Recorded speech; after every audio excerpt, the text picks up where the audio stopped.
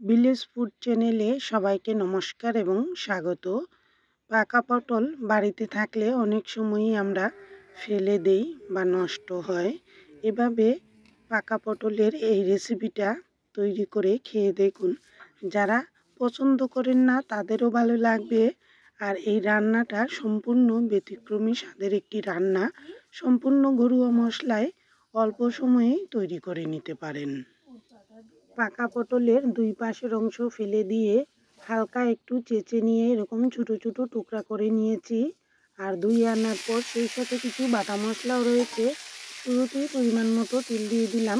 2টি শুকনো মরিচ ছোটো ছোটো করে কুচিয়ে দিয়েছি। সেই সাথে কালো জিরা, নিরামিষ রান্নায় কালো জিরা বা জিরা ফোড়ন দুইটাই ভালো লাগে। হালকা ফোড়নটা ভাজা হলে এবার ধুয়ে রাখা পটলের টুকরাগুলো দিয়ে দিয়েছি আর নেড়ে চেড়ে নেওয়ার ফাঁকে ফাঁকে পরিমাণ মতো লবণ হলুদও দিয়ে দিলাম। এভাবে হালকা আঁচে পটলগুলো 4 থেকে 5 মিনিটের মতো ভেজে নেব।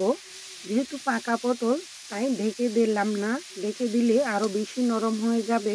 তাই এমনিতেই ঢাকা ছাড়াই 4 থেকে 5 মিনিট ভালো করে ভেজে নেব। এতে পটলের স্বাদটা খুবই ভালো লাগবে। অন্য মশলার মধ্যে নিয়েছি আদা, জিরা, ধনিয়া একসাথে বাটা, সেই সাথে সরিষা বাটা, কয়েকটি কাঁচামরিচ।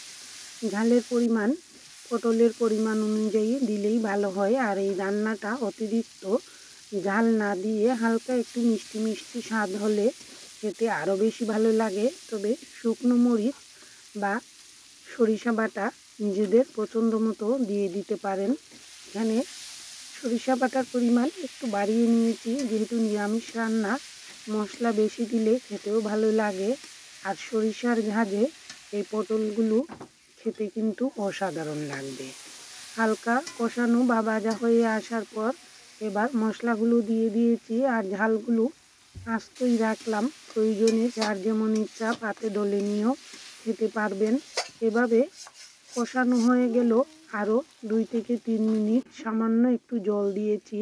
যেহেতু পাকা পটল এমনিতেই নরম হয়ে যায় ভাজতে ভাজতে বা কষাতে কষাতে, তাই বাড়তি জলও দেওয়ার প্রয়োজন নেই। সামান্য একটু জল দিয়ে আবারও নেড়েচেড়ে নিয়েছি। সামান্য পরিমাণে চিনি দিলাম, এতে খেতে আরও বেশি দুর্দান্ত হবে। এভাবে হালকা আঁচে একটু পরপর নেড়েচেড়ে দিতে হবে। আর কড়াইয়ের গায়ে যখনই লেগে লেগে আসবে আর তেলটা সবজির গা থেকে উঠে আসবে, তখনই লবণটা চেখে দেখে নামিয়ে নিতে হবে। পাকা পটল ফেলে না দিয়ে এভাবে সরিষা বাটা বা অন্য কোনো মশলা দিয়ে মাখা মাখা শুকনো শুকনো এরকম একটা সবজি তৈরি করলে এটা রুটি দিয়েও ভালো লাগবে, আবার ভাতের সাথে খেতেও দারুণ লাগবে। পটলের ভর্তা অনেকেই অনেকভাবে তৈরি করেন। পাকা পটল এভাবে তৈরি করে নিন বিভিন্ন মশলা দিয়ে, খেতে দুর্দান্ত লাগে। আবার যারা পেঁয়াজ রসুন দিতে চান পেঁয়াজ রসুন দিয়ে তৈরি করলেও খেতে দারুণ লাগবে। কেমন লাগলো আজকের এই নিরামিষ রেসিপিটি জানাবেন। পাশে থাকার জন্য সবাইকে অসংখ্য ধন্যবাদ।